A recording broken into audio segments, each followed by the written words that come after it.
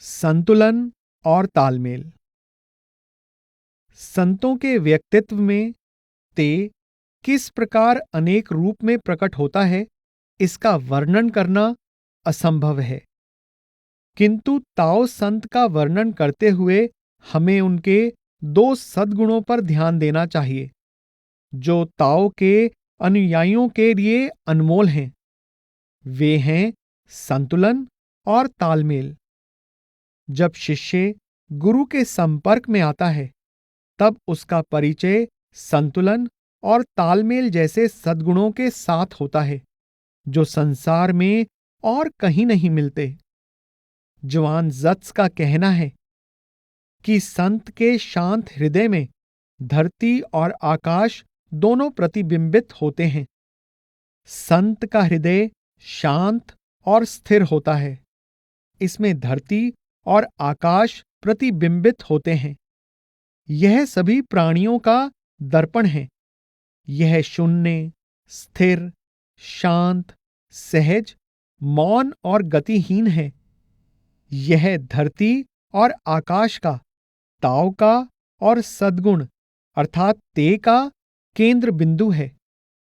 ताओ विचारधारा में धरती और आकाश उस द्वैत भाव की ओर संकेत करते हैं, जो इस संसार के स्वरूप को स्पष्ट करता है। आकाश हर उस चीज का सूचक है जो प्रकाशमान, स्पष्ट, गतिशील और रचनात्मक है।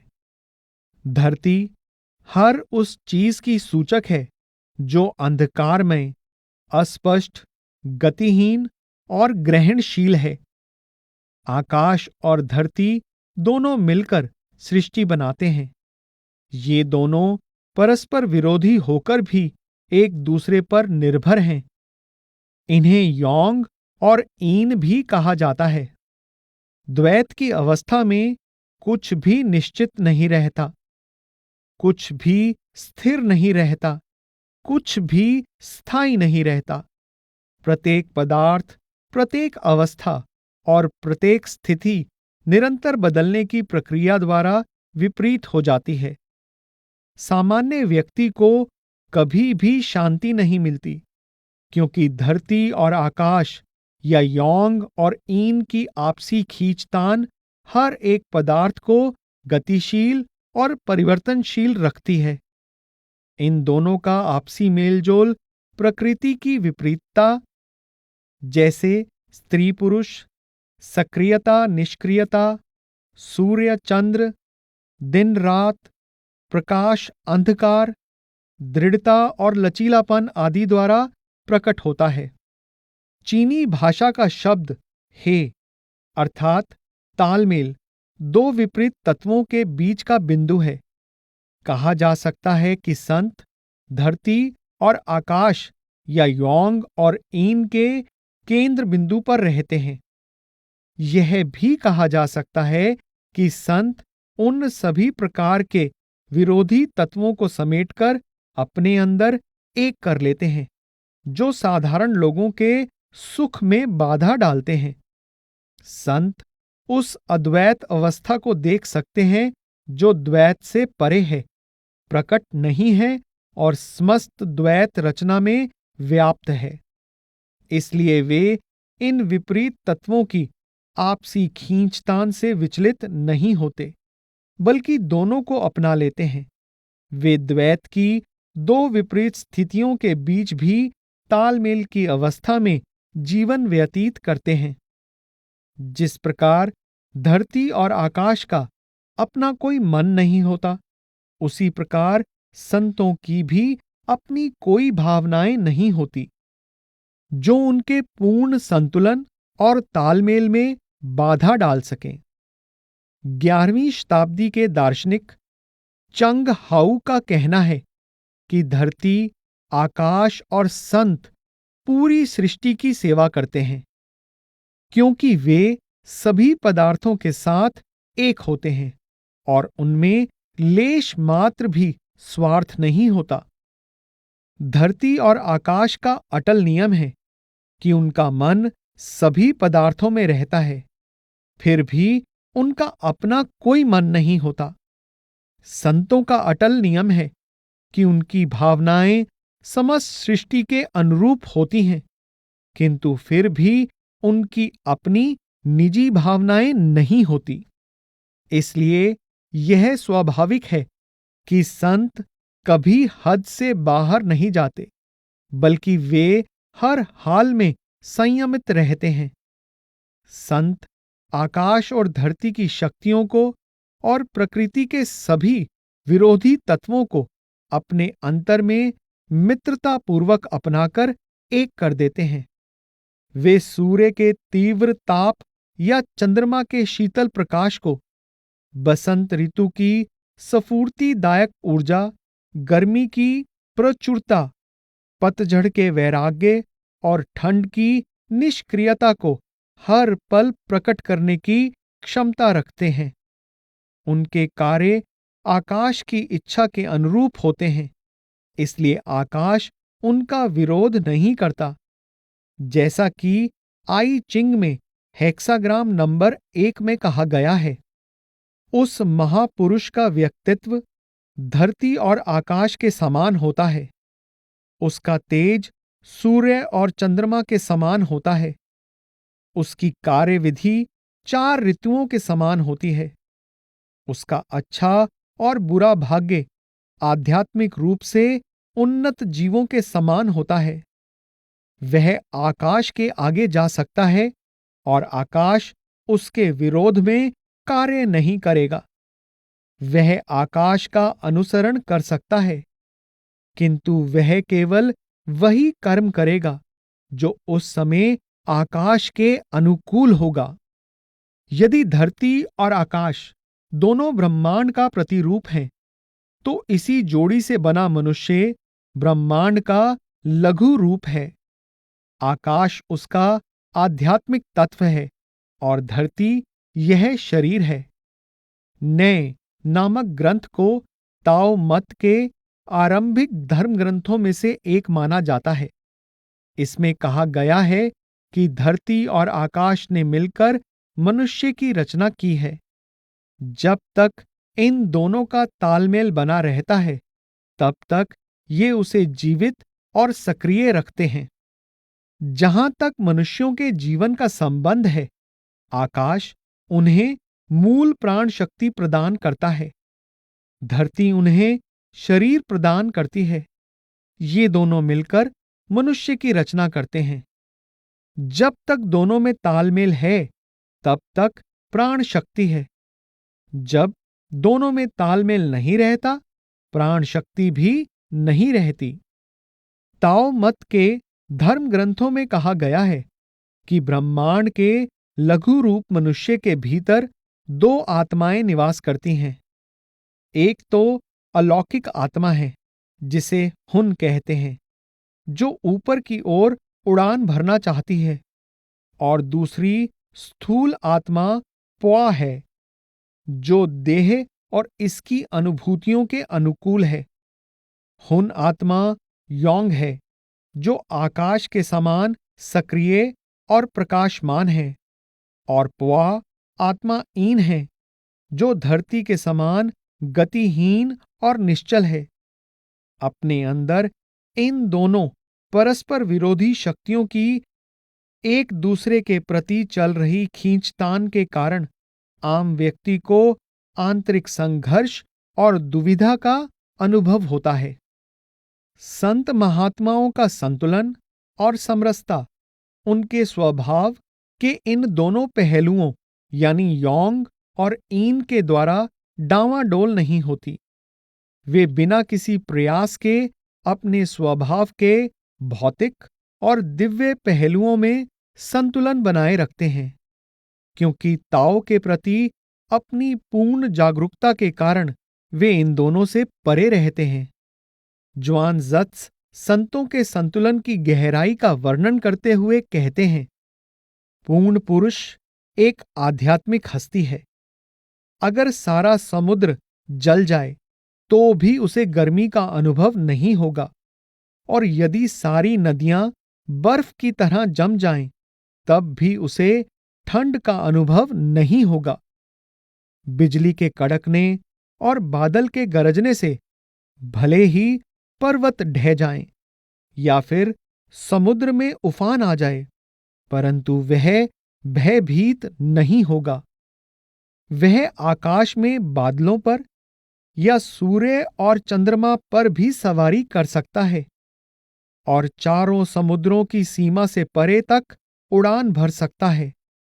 जन्म और मरण का उस पर कोई प्रभाव नहीं पड़ता। फिर लाभ और हानि जैसी तुच्छ चीजों का भला उस पर क्या प्रभाव होगा? 16वीं शताब्दी के दार्शनिक वोंग यांग मिंग कहते हैं कि संतों के असाधारण संतुलन, सौमनस्य और शांति का कारण यह है कि वे आकाश, पृथ्वी और असंख्य पदार्थों को एक ही समझते हैं। हालांकि वोंग यांग मिंग यह भी कहते हैं कि ऐसा नहीं है कि केवल संतों में ही इस एकता को देखने की क्षमता है, बल्कि सभी मनुष्यों में इसे अनुभव करने की क्षमता है। वास्तव में किसी भी दयावान मनुष्य के लिए यह स्वाभाविक सी बात है। वह महापुरुष धरती, आकाश और दूसरे असंख्य पदार्थों को एक मानता है। ऐसा नहीं है कि वह जानबूझकर ऐसा करना चाहता है, बल्कि वह अपनी दयालु प्रवृत्ति के कारण स्वाभाविक रूप से ऐसा करता है। धरती, आकाश और बहुत से दूसरे पदार्थों को एक मानना केवल उस महान पुरुष के बारे में ही सत्य नहीं है, बल्कि आम व्यक्ति की सोच भी इससे अलग नहीं है। वह खुद ही अपनी सोच का दायरा छोटा कर लेता है। वू वी संत महात्मा की रहनी और करनी का वर्णन चीनी भाषा के एक ही शब्द वू वी द्वारा किया जा सकता है। वू वी का शाब्दिक अर्थ है कर्म रहित। यह ताओ मत का एक मुख्य सिद्धांत है और ताओ ते चिंग के कई पदों में इसका वर्णन मिलता है। वू वी का अनुवाद अक्सर निष्कर्म, कर्म रहित अथवा कुछ ना करना कहकर किया जाता है, लेकिन इसका मतलब आलस्य करना या फिर बिना कुछ किए दिन भर पड़े रहना नहीं है, जैसा कि अनुवादक जॉनथन स्टार समझाते हैं। यह कर्ता भाव की अनुभूति से रहित कर्म है। यह अहंकार रहित कर्म है। अहम या दबाव डालने की भावना से रहित कर्म है। यह ब्रह्मांड के अनुरूप कर्म है। यह फल की इच्छा से रहित कर्म है। निष्कर्म होने का अर्थ अपने दैनिक जीवन की जिम्मेदारियों को निभाने से कतराना अथवा आलस्य करना नहीं है, बल्कि इसका अर्थ है सभी कार्य यह समझकर करना कि परमात्मा ही सभी कार्यों का स्रोत है। वू वी की अवस्था में मनुष्य अपने आप को ब्रह्मांड के रूप में देखता है, इसलिए वह कुछ नहीं करता। उसके सारे कार्य स्वयं ब्रह्मांड के ही कार्य होते हैं। अनुवादक हेनरी वे के अनुसार वू वी का सही अनुवाद निष्कर्म के बजाय हस्तक्षेप नहीं करना है। लगता है कि लाओत्स वू वी अथवा हस्तक्षेप ना करना की प्रशंसा करते हुए थकते ही नहीं थे। हस्तक्षेप ना करने का अर्थ यह नहीं है कि कुछ ना किया जाए। इसका अर्थ है स्वाभाविक रूप से ताओ के प्रवाह के साथ बहना, अर्थात निष्काम भाव से कर्म करना। उनका कहना है कि वू वी का शाब्दिक अर्थ है निष्काम कर्म। यह उस अवस्था की ओर संकेत करता है जहां मनुष्य की इच्छा कार्य नहीं करती, जबकि उसके अंतर का ताओ अपने आप ही स्वाभाविक रूप से प्रवाहित होने लगता है और अपनी सहज स्वतंत्रता प्रकट करता है। अंत में वह कहते हैं, निष्काम कर्म अर्थात वू वी का वास्तविक अर्थ ताओ का स्वाभाविक प्रवाह अथवा मनुष्य की स्वेच्छा से प्रयास न करने की स्थिति है। पीत सम्राट और वू वी के संबंध में ज़्वांग एक कहानी सुनाते हैं। इस कहानी के अनुसार एक बार कुन लुन के पर्वतों में घूमते हुए पीत सम्राट को पता चला कि उनका दिव्य मोती खो गया है। उन्होंने तुरंत विवेक को उस मोती की खोज में भेजा, लेकिन जब उनके विश्वसनीय सेवक विवेक को सफलता नहीं मिली तो उन्होंने सूक्ष्म दृष्टि को इस काम के लिए भेजा। जब उसे भी सफलता नहीं मिली तो सम्राट ने तत्व ज्ञान को अपना मोती ढूंढने के लिए भेजा, लेकिन वह भी सफल नहीं हुआ। अंत में उन्होंने वू वी की सहायता ली और वू वी ने बिना किसी परेशानी के मोती ढूंढ लिया। पीत सम्राट खुशी से कहने लगे, कितने आश्चर्य की बात है कि वू वी को यह खजाना ढूंढने में सफलता मिली। इस साधारण सी कहानी के पीछे बड़ा गूढ़ अर्थ छिपा है कि अध्यात्म ज्ञानी के लिए मन के किसी अन्य उपकरण से वू वी अधिक प्रभावशाली है। इस प्रकार वू वी न केवल संत महात्माओं के मार्ग का वर्णन करता है, बल्कि यह उस मार्ग की ओर भी संकेत करता है जिसका अनुसरण करते हुए शिष्य को जीवन जीना सीखना चाहिए, क्योंकि उसे अभी भी अपने खोए हुए दिव्य मोती की खोज करनी है। हेनरी वे का कहना है, लाओ त्से वू वी के विषय को बार बार दोहराते हैं क्योंकि इसमें संदेह नहीं कि वह उसे आध्यात्मिक उन्नति के लिए आवश्यक और कल्याणकारी समझते हैं। ताओ ते चिंग में यह संकेत दिया गया है कि मनुष्य छोटे से छोटा बनकर, अर्थात सहज होकर, दीन होकर और खुद को महत्व देना छोड़कर वू वी की अवस्था प्राप्त कर सकता है। ज्ञान प्राप्ति के लिए मनुष्य दिन प्रतिदिन उन्नति करता है। ताओ की उन्नति के लिए मनुष्य दिन प्रतिदिन छोटा होता जाता है।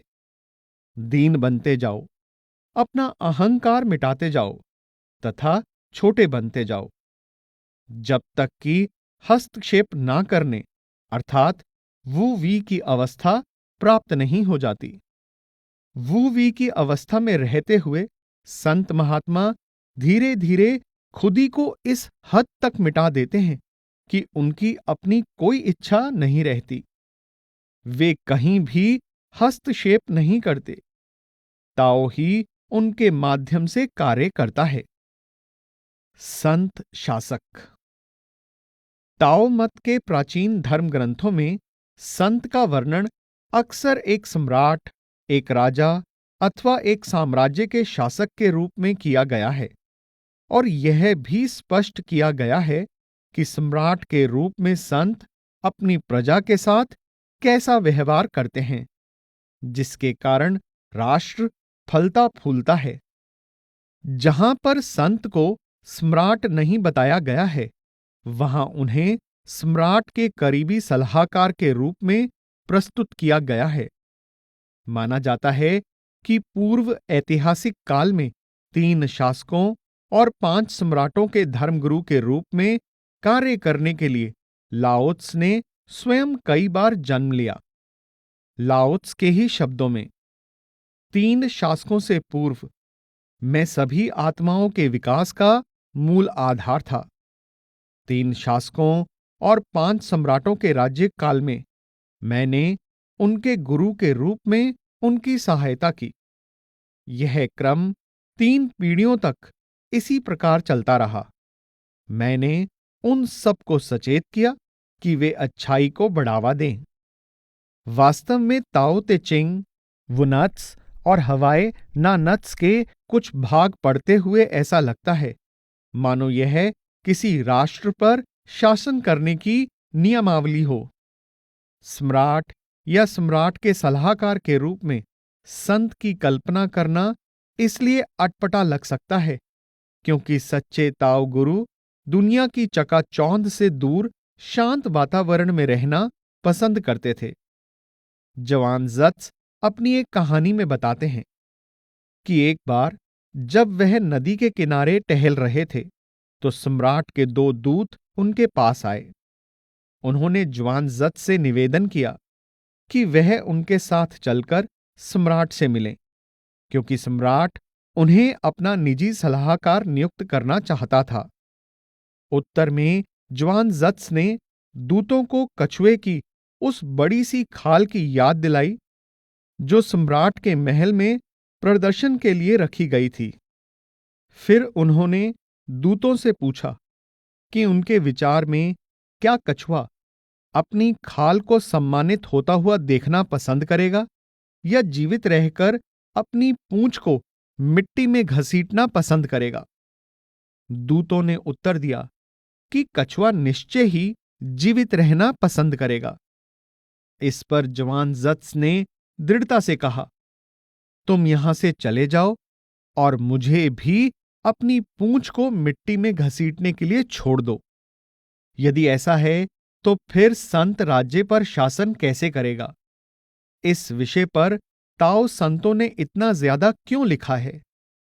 इसका एक स्पष्टीकरण यह है कि प्राचीन काल के ताओ संतों ने गूढ़ आंतरिक सत्य का उपदेश रहस्यपूर्ण संकेतों द्वारा दिया है।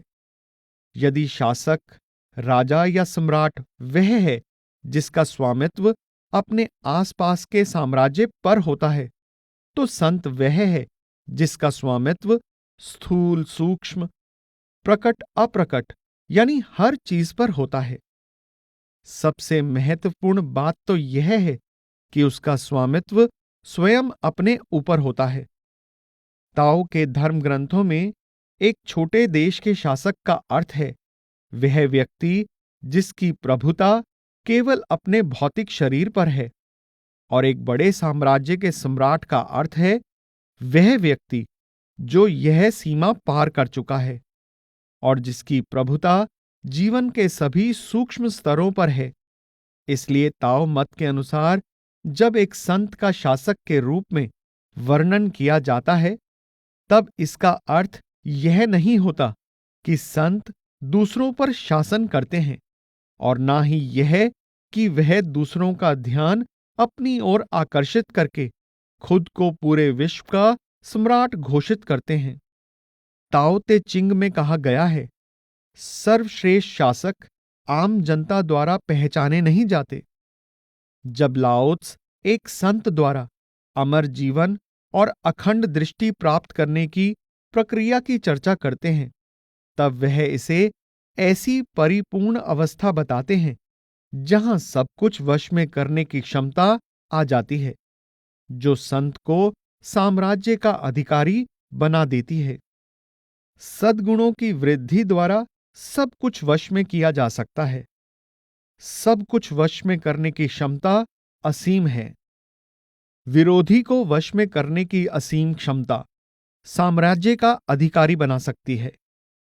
उसकी जननी सहित साम्राज्य का अधिकार लंबे समय तक कायम रह सकता है। इसे गहरी जड़ें और मजबूत तने कहते हैं। यह अमर जीवन और अनंत दृष्टि का मार्ग है। संत की तुलना शासक से करने का दूसरा स्पष्टीकरण यह है कि ताओ मत में एक आदर्श या आदर्श माना जाने वाला शासक ताओ के बारे में मूलभूत सत्य को प्रकट करता है। ताओ पूरे विश्व पर शासन करता है, फिर भी यह गुप्त है और प्रतीत होता है कि यह कुछ भी नहीं करता। इसी प्रकार ताओ मत के अनुयायी संत शासक का वर्णन एक ऐसे शासक के रूप में करते हैं जो शासन करता है, परंतु ऐसा प्रतीत होता है कि वह कुछ नहीं करता, क्योंकि उसका ताओ के साथ आंतरिक संपर्क सदा बना रहता है। वह ताओ के समान ही विनम्र भाव से खुद को प्रकट किए बिना सभी प्राणियों को सहारा देता है। उसे किसी प्रकार की मान प्रतिष्ठा की भी चाह नहीं होती। वह खुद को लोगों से श्रेष्ठ माने बिना, लोगों के आगे चले बिना नेतृत्व किए बिना ही उन्हें पूर्णता की ओर ले जाता है। कार्य करने के इस ढंग में यानी वू वी में कोई निजी स्वार्थ नहीं होता और यही संतों की पहचान है। इस प्रकार संत शासक के शासन करने के तरीके का वर्णन करना तो एक उदाहरण प्रस्तुत करना है, जिससे स्पष्ट होता है कि किस प्रकार ताओ संपूर्ण सृष्टि में प्रवाहित हो रहा है, किस प्रकार स्वयं अनुसरण करते हुए नेतृत्व कर रहा है और कुछ करने का आभास दिए बिना ही शासन कर रहा है। इस स्पष्टीकरण का उद्देश्य उस संत का वर्णन करना भी है जो ताओ के साथ एक होने के कारण ताओ के तरीके से ही कार्य करता है। संत को किसी राष्ट्र के शासक के रूप में प्रस्तुत करने का तीसरा स्पष्टीकरण यह है कि इस उपमा द्वारा उस तरीके का वर्णन किया गया है जिसके द्वारा ताओ गुरु के अपने शिष्य समाज को ताओ के प्रति जागरूक करते हैं। कहा जाता है कि संत लिएत्स के शिष्यों की संख्या इतनी ज्यादा थी कि उनकी गिनती करना बहुत कठिन था। फिर लिएत्स जैसे संत ने अपने इतने बड़े शिष्य समाज पर कैसे शासन किया होगा? क्या यह वही तरीका होगा जो संत शासक किसी देश पर शासन करने के लिए अपनाता है? निश्चय ही संत शासक के बारे में लिखी गई कई काव्य पंक्तियों का यही अर्थ लिया जा सकता है। उदाहरण के तौर पर ताओ ते चिंग की ये काव्य पंक्तियां हैं। संत इस प्रकार शासन करता है, मन को स्थिर करके, हृदय का द्वार खोलकर, पेट को भरकर और हड्डियों को मजबूत करके। वह लोगों को दिखाता है कि किस प्रकार सहज रहा जाए और इच्छा रहित होकर जिया जाए, संतुष्ट रहा जाए और दूसरे मार्गों की खोज न की जाए। इन काव्य पंक्तियों में बड़े सुंदर ढंग से वर्णन हुआ है कि संत किस प्रकार लोगों को सहजता और संतोष सिखाते हैं। पेट भरने का बहुत गूढ़ अर्थ है। ताओ मत में पेट अंतरात्मा का, अंतर की सूक्ष्म संवेदनाओं का प्रतीक है। इसी भाव को प्रकट करने के लिए ताओ ते चिंग में कहा गया है, संत पेट के लिए हैं, आंखों के लिए नहीं। आंखें तो बुद्धि का प्रतीक हैं, जबकि शिष्य को ताओ का अनुभव करना है, उसे पचाना है। बुद्धि अर्थात आंखों को निष्क्रिय करना है और आंतरिक संवेदनाओं को अर्थात पेट को जागृत करना है।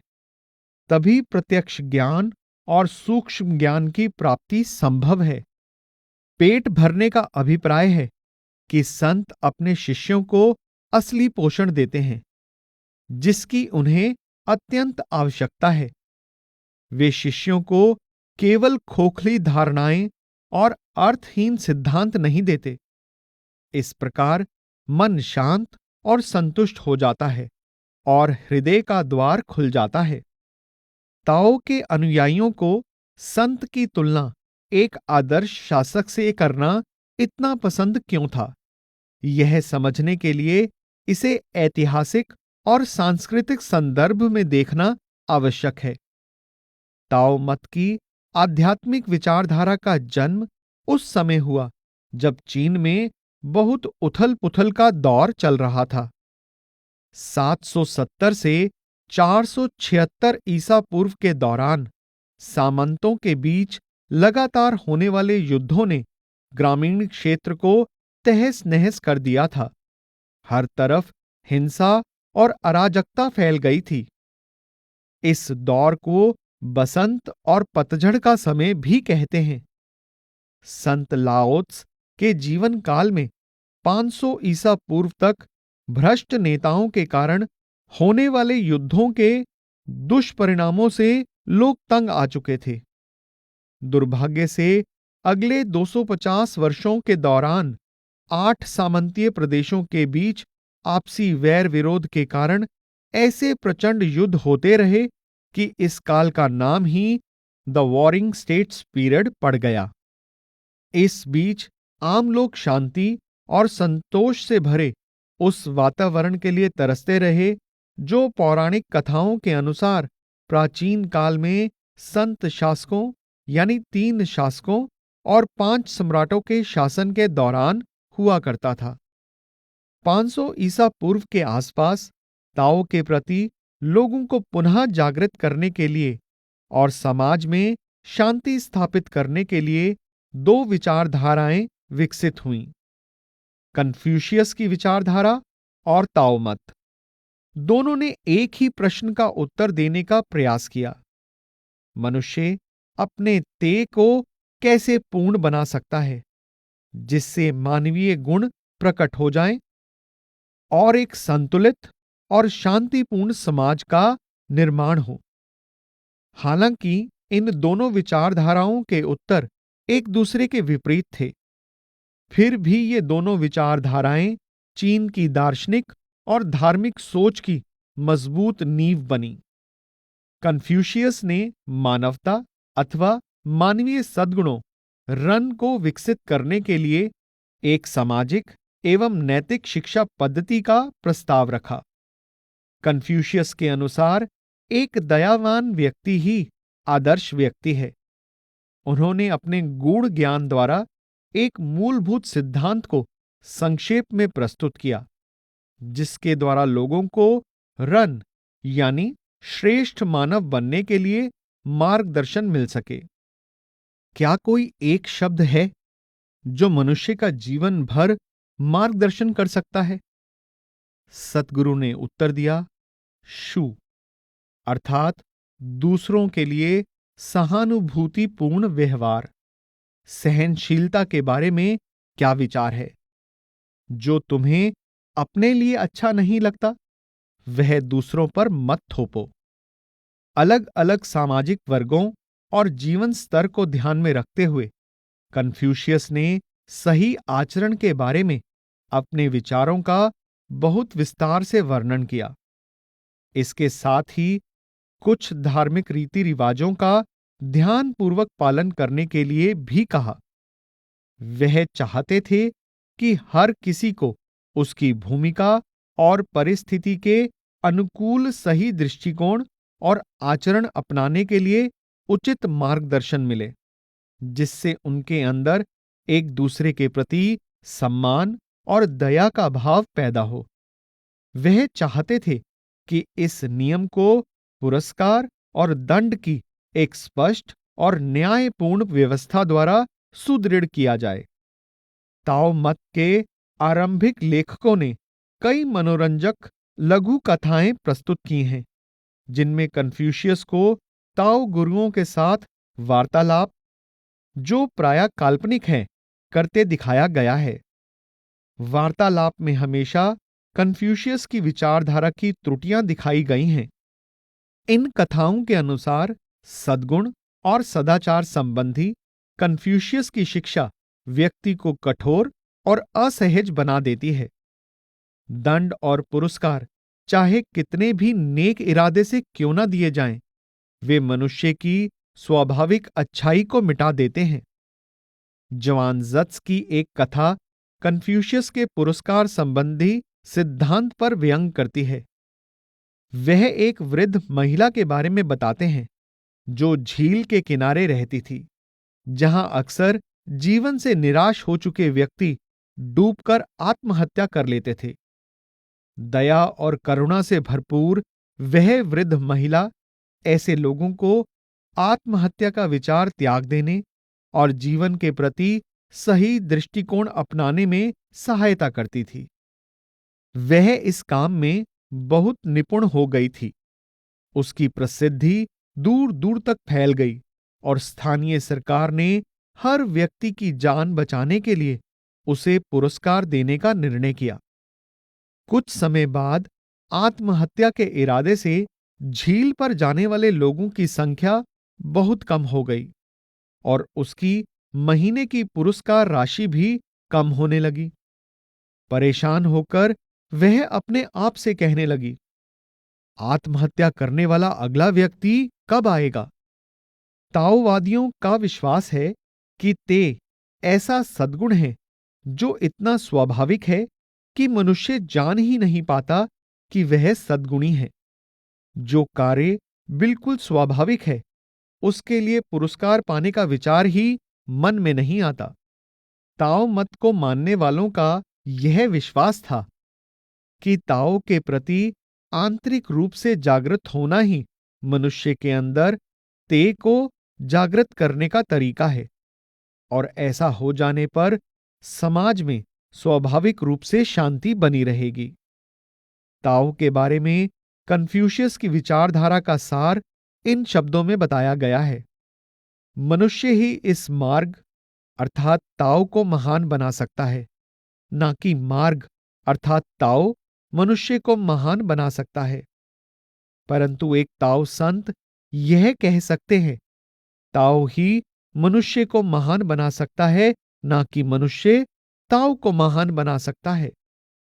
अतः जब ताओ के मानने वालों ने संत शासक के बारे में लिखा, तब शायद वे हर चीज पर उनके शासन करने के साथ साथ स्वयं पर शासन करने की और उस तरीके की भी बात कर रहे हों जिससे लगता है कि ताओ कुछ किए बिना ही पूरे ब्रह्मांड पर शासन कर रहा है। साथ ही शायद वे संत के अपने शिष्य समाज को मार्गदर्शन देने के तरीके की बात भी कर रहे हों। हो सकता है कि वे कोई ऐसा सिद्धांत भी प्रस्तुत कर रहे हों जिसके द्वारा उस युद्ध पीड़ित संसार में जहां वे रह रहे थे पुनः शांति स्थापित की जा सके। उन्होंने ऐसे संसार की कल्पना की जिसमें संत शासक को अपने आसपास के लोगों पर आचरण के नियम और नैतिकता को थोपने की आवश्यकता ना पड़े, बल्कि उनकी उपस्थिति ही लोगों को प्रभावित करे। ताओ का मूर्त रूप होने के कारण वे ते को प्रकट करते थे। उनकी शक्ति बिना बाधा के सहज ही लोगों को ते की ओर ले जाती थी और उनके अंदर ताओ के प्रति प्रेम जागृत करती थी। इसी प्रकार राष्ट्र में शांति स्थापित होना संभव था। हमेशा से ही संत की उपस्थिति का उनके आसपास सभी लोगों पर कल्याणकारी प्रभाव पड़ता रहा है। उनके प्रभाव से उनके शिष्य बिना किसी बाधा के सहज ही ते की ओर खींचे चले आते हैं और ताओ को अपने अंदर जागृत कर लेते हैं। शिष्य भाव, अपनी जरूरत को पहचानना। शिष्य बनने के लिए सबसे पहले यह पहचानना जरूरी है कि हमें ऐसे गुरु की आवश्यकता है जिसने ताओ को पा लिया हो। जब तक यह पहचान नहीं हो जाती, तब तक बहुत लगनशील जिज्ञासु भी दूसरे मार्गों पर भटकता रहता है और ताओ के महान मार्ग तक नहीं पहुंच पाता। लाओत्स स्वयं कहते हैं, अगर मेरे अंदर थोड़ा सा भी विवेक होता तो मैं ताओ के मार्ग का सही ढंग से अनुसरण कर सकता था। कहीं मैं मन चाहे मार्ग पर चलने की कोशिश न करूं, यही मेरा एकमात्र भय होता। यह महान मार्ग सहज और सीधा है, फिर भी लोग दूसरे रास्ते पर चलना पसंद करते हैं। सॉन बुअर मध्यकाल की एक बहुत ही जानी मानी और लोकप्रिय संत हुई हैं। आपने भी इस सत्य को अपने खास सरल ढंग से व्यक्त किया है। अमर आत्माओं के द्वीप तक जाने के लिए तुम्हें हम सफर चाहिए।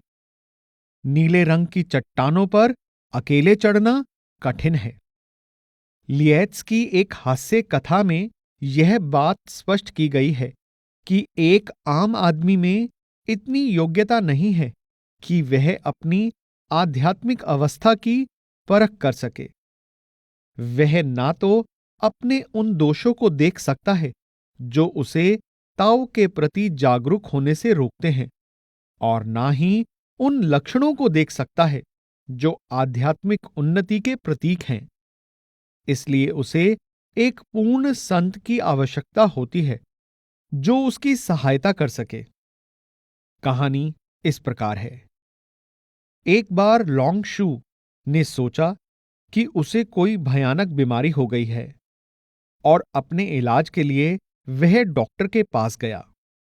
डॉक्टर ने जब बीमारी के लक्षणों के बारे में पूछा तो उसने कहा, जब सारा गांव मेरी प्रशंसा करता है तो मुझे गर्व महसूस नहीं होता, और जब सारा देश मेरी निंदा करता है तब मुझे शर्मिंदगी महसूस नहीं होती। लाभ होने से मुझे खुशी नहीं मिलती और हानि होने से कोई दुख नहीं होता। मैं जीवन को मृत्यु के समान ही मानता हूं और धन को निर्धनता मानता हूं। मुझे सब लोग सूअर जैसे लगते हैं और मैं खुद को भी उनके जैसा ही मानता हूं। जब मैं घर में होता हूं तब मुझे लगता है कि मैं किसी सराय में हूं और मैं अपने पैदाइशी गांव को विदेश की तरह समझता हूं। यह कैसी बीमारी है? क्या इसका कोई इलाज है? डॉक्टर ने घोषणा की कि लॉन्ग शू लगभग एक संत ही हैं। उसके हृदय में केवल एक ही रुकावट बाकी है। इसी कारण वह गलती से संत के समान ज्ञानवान होने को रोक समझ बैठा है। डॉक्टर ने यह भी स्वीकार किया कि वह इतना निपुण नहीं है कि लॉन्ग शू की अंतिम रुकावट को हटा सके। इसलिए सहायता के लिए लॉन्ग शू को किसी पूर्ण संत के पास जाने की आवश्यकता है। इस प्रकार लॉन्ग शू को अपनी उपलब्धि के बारे में कुछ पता ही नहीं था। इस साधारण सी कहानी से यह पता चलता है कि सूक्ष्म रुकावट को केवल पूर्ण संत ही दूर कर सकते हैं। वही शिष्य के हृदय के जख्म को भरकर उसे पूर्णता की अवस्था में ले जा सकते हैं। मनुष्य जब यह समझ जाता है कि गुरु की सहायता और मार्गदर्शन उसके लिए कितना आवश्यक है, तब उसे गुरु की खोज करने, उनसे मिलने और उनका शिष्य बनने की प्रेरणा मिलती है। लेकिन गुरु के मार्गदर्शन की आवश्यकता केवल यहीं समाप्त नहीं होती, बल्कि शिष्य को समझ लेना चाहिए कि आध्यात्मिक उन्नति के ऊंचे स्तर पर भी उसे निरंतर गुरु के मार्गदर्शन की आवश्यकता रहेगी। ताओ ते चिंग पर लिखी अपनी व्याख्या में हेनरी वे ने कहा है, अंतर्मुख साधना की यह प्रक्रिया न केवल कठिन और नाजुक है, बल्कि इसका अभ्यास कई वर्षों तक करते रहना आवश्यक है। इसके अतिरिक्त आरंभ से अंत तक इसे सहज और सही तरीके से करना भी आवश्यक है। ध्यान की ऊंची अवस्था तक पहुंचने के बाद भी एक छोटी सी गलती हानिकारक साबित हो सकती है। इसलिए किसी भी व्यक्ति से केवल अपने प्रयास द्वारा इसमें सफल होने की आशा नहीं की जा सकती। जिस प्रकार ईसाई धर्म को मानने वाले अपनी मुक्ति के लिए पावन दया पर भरोसा करते हैं और स्वीकार करते हैं कि मनुष्य एक हद तक ही प्रयास कर सकता है, इसी प्रकार ताओ को मानने वालों का भी यह विश्वास है कि आध्यात्मिक रूप से उन्नत व्यक्ति अथवा शियन अर्थात अमर आध्यात्मिक गुरु ही उन्हें दूसरे किनारे तक ले जा सकता है। प्रत्येक ताओ गुरु यह स्वीकार करते हैं कि उन्हें शियन द्वारा ही मार्गदर्शन और सहायता मिली। फिर स्वयं शियन बनने के बाद उन्होंने योग्य जिज्ञासुओं की सहायता की और उनका मार्गदर्शन किया। फिर भी अहंकारवश कुछ शिष्य समय से पहले ही अपने गुरु को छोड़ने के लिए तैयार हो जाते हैं। थोड़ा आंतरिक ज्ञान प्राप्त होने पर अथवा ताओ के मार्ग पर कुछ उन्नति करने पर उन्हें लगता है कि उन्हें अब गुरु की कोई आवश्यकता नहीं है। लिएत्स एक कथा सुनाते हैं। एक कुशल गायक के एक शिष्य को लगा कि उसे अपने गुरु से जो कुछ सीखना था वह सब सीख लिया है। उसने गुरु से स्नातक की उपाधि पाने की और वापस घर लौटने की अनुमति मांगी। गुरु ने अनुमति दे दी। जिस दिन शिष्य को वहां से जाना था, गुरु ने अपने सभी शिष्यों को उसके विदाई समारोह के लिए इकट्ठा किया और एक दर्द भरा गीत गाने लगे। जैसा कि लिएत्स वर्णन करते हैं, गुरु की आवाज के प्रभाव से वृक्षों के पत्ते हिलने लगे और उड़ते हुए बादल थम गए। तब उस उतावले नौजवान शिष्य की समझ में आया कि यह सोचना कि उसने अपने गुरु से सब कुछ सीख लिया है, सिर्फ उसका झूठा अहंकार था। शिष्य ने गुरु से क्षमा मांगी और निवेदन किया कि वह उसे फिर से स्वीकार करे और कहा, मैं आजीवन आपका शिष्य बनकर रहूंगा। प्रकट रूप में यह एक संगीत गुरु और उनके शिष्य की कहानी है, लेकिन ताओवादी संत अक्सर संकेतों द्वारा ही गूढ़ सिद्धांतों का वर्णन करते हैं और लिएत्स की कहानियों का उद्देश्य ताओ के मार्ग को स्पष्ट करना है। इस कहानी में हमें गुरु का कोमल हृदय और उनकी सज्जनता दिखाई देती है। अपने दंभी और उतावले शिष्य को सबके सामने टोकने के बजाय वह केवल ऐसे स्वर में गाते हैं जो सबके दिल को छू लेता है, ऐसा स्वर जिससे पेड़ पौधे और बादल भी प्रभावित हो जाते हैं। दिलचस्प बात तो यह है कि शिष्य को अपने झूठे अहंकार का ज्ञान भी तभी हुआ जब उसे अपने गुरु की महानता की अद्भुत झलक मिली। आगे की कहानी इस प्रकार है कि संगीत गुरु वहां इकट्ठे हुए शिष्यों को प्राचीन समय की प्रसिद्ध गायिका हान अर की कहानी सुनाने लगे। एक बार हान अर यात्रा कर रही थी और उस दौरान उसके पैसे खत्म हो गए।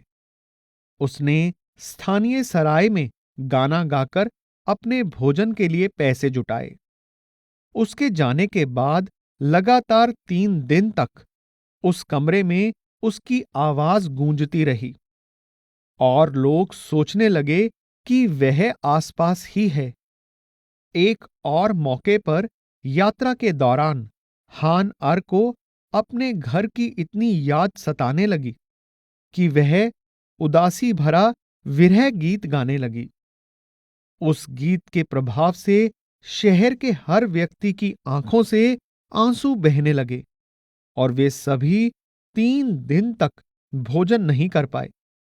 उन्होंने हान अर को फिर से शहर में रुकने का निमंत्रण दिया। हान अर ने एक लंबी तान छेड़ी और एक खुशी भरा गीत गाने लगी। शीघ्र ही नगरवासियों ने नाचना गाना शुरू कर दिया और भूल गए कि कुछ समय पहले वे कितने उदास थे। हान अर कुछ समय तक उन लोगों के साथ रही और जब वह वहां से जाने लगी तो सबने बहुत से कीमती उपहार देकर उसे विदा किया। आज भी उस शहर के लोग अपनी गायन कला के लिए प्रसिद्ध हैं, क्योंकि हान अर जब उस शहर में थी तो लोगों ने उससे यह कला थोड़ी बहुत सीख ली थी। स्पष्ट है कि हान अर की असाधारण सुरीली आवाज संगीत की सामान्य शिक्षा के बजाय किसी और गूढ़ चीज की ओर संकेत करती है। इस रहस्यमयी गायिका की कहानी द्वारा लिएत्स यह स्पष्ट करते हैं कि पूर्ण संत दूसरों में परिवर्तन लाने की ताकत रखते हैं। जिन लोगों ने उसकी आवाज सुनी, यहां तक कि जिन्होंने 3 दिन तक उसकी आवाज की गूंज सुनी, वे सभी उससे बहुत प्रभावित हो गए। जिन्होंने उसके साथ कुछ समय बिताया, उन्होंने कुछ हद तक उसकी कला भी सीख ली। ध्यान दें, ताओ मत के साहित्य में चेतना की ऊंची अवस्था में गूढ़ संगीत का अनुभव होने का उल्लेख मिलता है।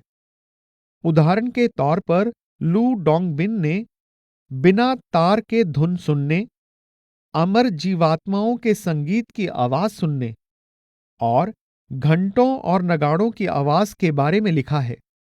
हो सकता है संगीत गुरु और उसके शिष्य के बारे में लिएट्स की यह साधारण सी कहानी अप्रत्यक्ष रूप से इस गूढ़ संगीत की ओर संकेत कर रही हो। सच्चे गुरु की खोज। सच्चे गुरु की पहचान करना इतना आसान काम नहीं है। संत इतने सरल और सहज होते हैं कि गलत सोच वाले लोग उनके ज्ञान की गहराई को जान नहीं पाते, या रूढ़िवादी लोग उनकी आलोचना करने लगते हैं, क्योंकि संतों का बाहरी जीवन आम रीति रिवाजों से मेल नहीं खाता। लिएट्स की एक कहानी यह स्पष्ट करती है कि इस मार्ग पर चलने वाले शिष्य किस प्रकार संतों को समझने में भूल करते हैं और उनके बारे में गलत धारणा बना लेते हैं। लिएट्स के पड़ोस में एक संत रहते थे, लेकिन उन्होंने लिएट्स के साथ कभी बात नहीं की थी। वह संत अपने में ही मस्त रहते थे। ना तो वह किसी से बात करते थे और ना ही लोगों के सामने बाहर निकलते थे। लिएट्स के शिष्यों ने एक बार उनसे पूछा कि वे दोनों आपस में बातचीत क्यों नहीं करते। उन्हें लगा कि शायद उस संत को लिएट्स की महानता के बारे में जानकारी नहीं है। लिएट्स ने समझाया कि उनका पड़ोसी इसलिए बातचीत नहीं करता क्योंकि उसका मन खाली है। उन्होंने कहा, उसका मन स्थिर है, इसलिए कोई चीज उसे परेशान नहीं करती। फिर वह अपने कुछ शिष्यों को उस संत के घर ले गए। वहां जाकर उन्होंने देखा कि वह संत स्थिर बैठे थे और उनका चेहरा इतना भावहीन था मानो मिट्टी का पुतला हो। लिएट्स के शिष्य दुविधा में पड़ गए और उन्हें समझ नहीं आ रहा था कि वे क्या करें। वे परेशान से उसके आसपास खड़े रहे। कुछ समय बाद उस संत ने अचानक पीछे खड़े हुए कुछ शिष्यों को संबोधित करते हुए कहा कि वे बड़े घमंडी और ईर्ष्यालु हैं, और फिर चुप हो गए। जब शिष्य लिएट्स के घर वापस पहुंचे तब वे बड़ी दुविधा में थे। उन्होंने पूछा, अभी क्या हुआ था? लिएट्स ने स्पष्ट किया, नानगोत्स को देखकर लगता है कि ना तो वह देखता है, न सुनता है और ना ही कुछ जानता है, जबकि वह सब कुछ देखता है, सब कुछ सुनता है और सब कुछ जानता है। लिएट्स के शिष्य उस पूर्ण संत की असली अवस्था को नहीं पहचान पाए थे। ताओ की खोज में लगे बहुत से अन्य जिज्ञासु एक पाखंडी गुरु की असलियत पहचानने में भी असफल रहते हैं।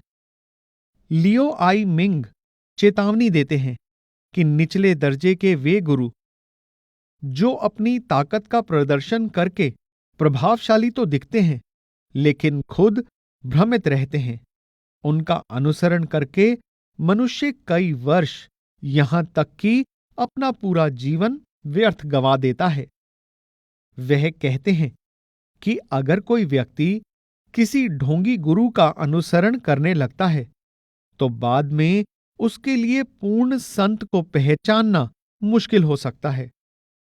भले ही पूर्ण संत उन्हें सत्य के प्रति जागरूक ही क्यों ना करना चाहें। आमतौर पर जिज्ञासुओं की इस मार्ग के बारे में कई कल्पनाएं होती हैं। अगर वे एक बार गुरु के चुनाव में भूल करते हैं और उन्हें झूठा उपदेश दिया जाता है तो वे दुविधा में पड़ जाते हैं और सच्चा ज्ञान प्राप्त नहीं कर पाते। वे जीवन भर उसी झूठे उपदेश का पालन करते हैं और उसे ही अपने लिए सही मार्गदर्शन समझते हैं। वे तन मन से इस प्रकार बंदी बन जाते हैं कि अगर पूर्ण संत उन्हें सत्य के प्रति जागरूक करना चाहें तो वे उसे अस्वीकार करके मुंह मोड़ लेते हैं। एक बार लुभाने वाली काल्पनिक बातों का स्वाद लग जाने पर वे झूठ द्वारा झूठ को बेचते हैं और झूठ द्वारा झूठ पर विश्वास करते हैं। इसी से हर तरह की बाधाएं उत्पन्न होती हैं। इसीलिए 11वीं शताब्दी के संत चांग पो चुएन द्वारा लिखे इस प्रसिद्ध गीत में चेतावनी दी गई है कि जिज्ञासु रेत पर बने पैरों के निशान को शायद समुद्र समझने की भूल कर सकते हैं। ज्वार आने पर रेत पर बना पैरों का निशान पानी से भर सकता है और लहर के उतार अर्थात भाटे के साथ पानी वापस पीछे चला जाता है, लेकिन पैरों से बने गड्ढे में बचा हुआ थोड़ा सा पानी समुद्र नहीं कहलाता। इसी तरह ढोंगी शिक्षक पूर्ण संत जैसा कतई नहीं होता। इस गीत के अनुसार पूर्ण संत द्वारा दिया गया सत्य का उपदेश चांद के जल की तरह है, जो बाकी सब नदियों का स्रोत है और बिना किसी अवरोध या बाधा के निर्मल स्वच्छ पानी की तरह बहता रहता है। चांग पो चुएन कहते हैं। ध्यान दें, चांग पो चुएन एक ताओ गुरु थे, जिन्होंने उस तत्व ज्ञान की शिक्षा दी जो बौद्ध धर्म, कन्फ्यूशियस मत और ताओ के उपदेश का संगम है। चान शब्द चीन के बौद्ध धर्म के उपदेश की ओर संकेत करता है। अतः चान का जल बौद्ध धर्म के उपदेश के स्रोत की ओर संकेत करता है, जो निस्संदेह ताओ मत के उपदेश का भी स्रोत है। चान का एक जल हजारों जल धाराओं में बट जाता है, बिना किसी अवरोध या बाधा के। आजकल के शिक्षार्थी स्रोत की खोज नहीं करते। वे गलती से एक पद चिन्ह को समुद्र कहने लगते हैं। गुरु श्वे तो सत्य को समझ गए हैं। वह सत्य का नगाड़ा बजाते हैं, गरजती हुई ध्वनि के साथ। सिंहराज जब गुफा से बाहर आता है और दहाड़ता है, तब सभी पशु और राह भटके हुए डर जाते हैं। गीतों, कविताओं और कहावतों द्वारा वह भटके हुए व्यक्तियों का सावधानी से मार्गदर्शन करते हैं। उनका समझाने का तरीका सहज है। उनका मतलब बहुत उच्च और भावपूर्ण है। उनके मोहक संगीत के स्वर युगों से गूंज रहे हैं। इस गीत में कहा गया है कि शिक्षार्थी स्रोत की खोज नहीं करते। इसके बजाय वे केवल एक पद चिन्ह पर रुक जाते हैं और सोचते हैं कि उन्होंने वह पा लिया है जिसकी उन्हें तलाश थी। इस गीत में संत श्वेतो जीवन काल 982 से 1052 ईस्वी सन का भी गुणगान किया गया है, जो सत्य का नगाड़ा बजाते हैं और जिनके सामने सारी नकारात्मक शक्तियां अर्थात पशु और भटके हुए लोग डर कर भाग जाती हैं।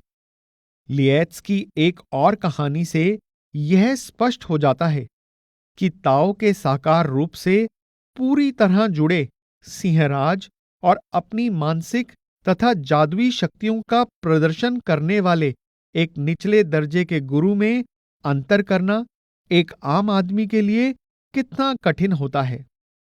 आगे दिया गया उदाहरण विशेष रूप से प्रभावशाली है, क्योंकि यह लिएत्स की अपनी कहानी है। लिएत्स ने युवा अवस्था में ही उच्च शिक्षा प्राप्त कर ली थी और वह बहुत बुद्धिमान भी थे। अभी वह अपने गुरु हुत्स के नए नए शिष्य बने थे कि उन्होंने पास वाले शहर में एक जादूगर देखा। वह जादूगर इस बात के लिए प्रसिद्ध था कि वह किसी भी व्यक्ति को देखकर उसके बारे में सब कुछ बता सकता था, यहां तक कि उसकी मृत्यु का सही समय भी बता देता था। लिएत्स उसकी मानसिक शक्तियों से बहुत प्रभावित हुए। उन्होंने गुरु हुत्स को बताया कि उन्हें लगता है कि वह शक्तिशाली जादूगर ताओ के मार्ग पर उनसे अधिक उन्नति कर चुका है। हुत्स ने केवल इतना ही कहा कि उस मायावी के पास केवल उथला ज्ञान है और लिएत्स अभी तक अपने गुरु के उपदेश को थोड़ा सा भी नहीं समझ पाए हैं। फिर गुरु हुत्स ने लिएत्स को परामर्श दिया कि वह उस जादूगर को उनके पास ले आए, ताकि वह हुत्स को देखे और जो कुछ भी वह देख सकता है देख ले। गुरु के कहे अनुसार लिएत्स जादूगर को अपने गुरु से मिलवाने के लिए ले आए। पहली मुलाकात में उस मायावी ने बड़े आत्मविश्वास के साथ हुत्स के बारे में अपने निंदापूर्ण विचार व्यक्त किए। दूसरी मुलाकात में उसने कहा कि हुत्स बड़े भाग्यवान हैं कि उस जादूगर के संपर्क में आए हैं। तीसरी बार उसने स्वीकार किया कि वह हुत्स को देखकर बहुत चकरा गया है और उनकी शक्ति को बिल्कुल नहीं समझ पा रहा है। चौथी मुलाकात में उसने हुत्स को एक नजर देखा और डरकर भाग गया और फिर कभी भी वह उस क्षेत्र में दिखाई नहीं दिया। लिएत्स पीछे खड़े यह सब ध्यान से देख रहे थे, परंतु जो कुछ हो रहा था उसे वह समझ नहीं सके। तब हुत्स ने उन्हें शांतिपूर्वक समझाया कि हर मुलाकात के दौरान उन्होंने जादूगर को अपनी आंतरिक अवस्था के अलग अलग पहलुओं की झलक दिखाई। तब जाकर लिएत्स को पता चला कि उनके गुरु जादूगरी, मानसिक शक्तियों और छल से कहीं ऊपर हैं। कोई व्यक्ति एक सच्चे संत और एक साधारण शिक्षक के बीच में कैसे अंतर कर सकता है? ताऊ मत के धर्म ग्रंथों में संकेत दिए गए हैं कि ऊंचे दर्जे के संतों को समझना कठिन होता है। उनके साधारण दिखने के कारण उनकी आध्यात्मिक उपलब्धि छिपी रहती है। उदाहरण के लिए, जो व्यक्ति अपनी जादुई ताकत के प्रदर्शन से लोगों को अचंभे में डाल देता है, वह एक सच्चा संत नहीं हो सकता। ज्वान-ज़्त्स यहां एक सच्चे संत के कुछ लक्षणों का वर्णन करते हैं, जिनको प्राचीन काल के पूर्ण पुरुष कहा गया है। प्राचीन काल के पूर्ण पुरुष को गरीब होने में ऐतराज नहीं था। उन्हें अपनी उपलब्धियों का अहंकार नहीं था। उन्होंने कोई योजनाएं नहीं बनाई, इसलिए गलती करके भी उन्हें पछतावा नहीं होता था।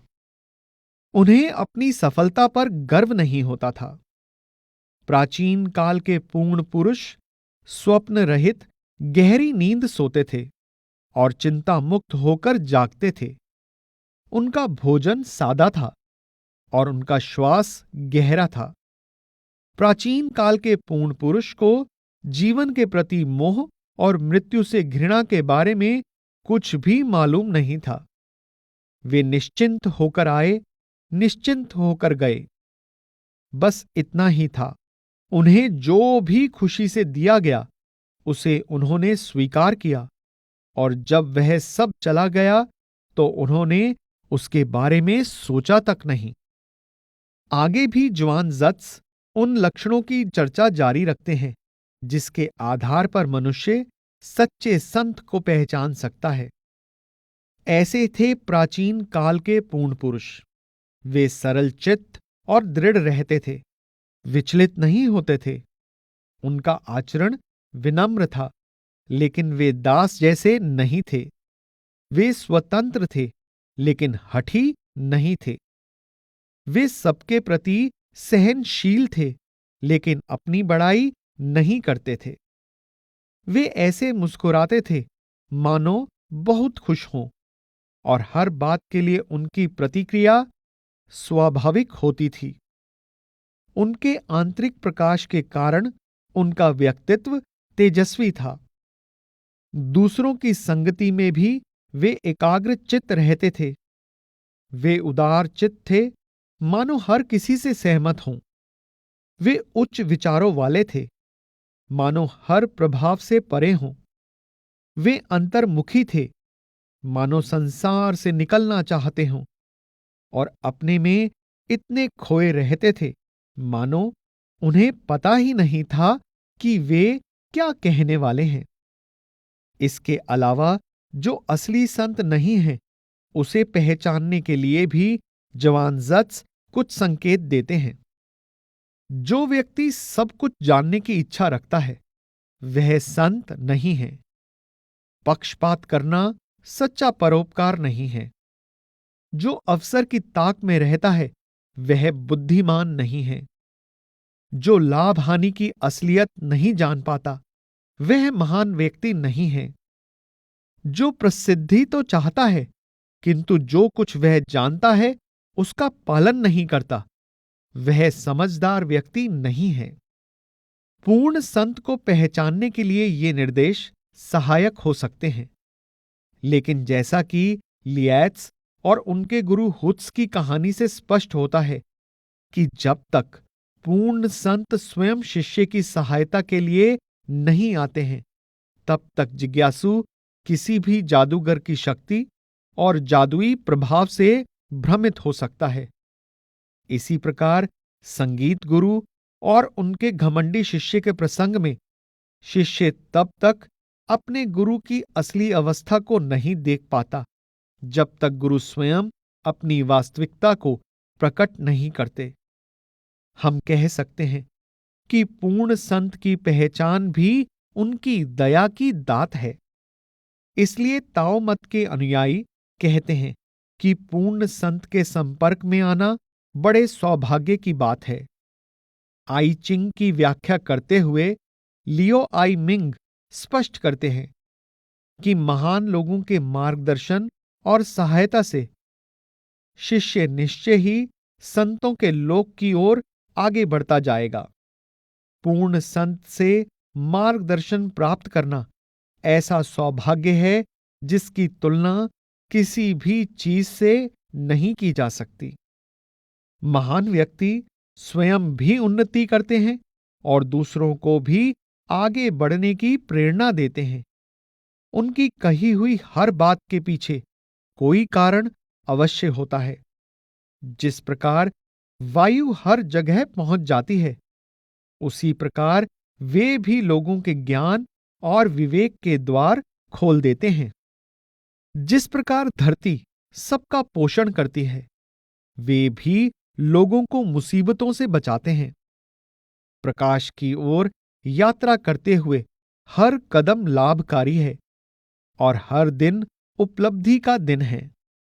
नीचे से ऊंचाइयों की ओर बढ़ते हुए कम गहराई से अधिक गहराई तक जाते हुए अंत में व्यक्ति संतों के लोक की ओर बढ़ता जाएगा।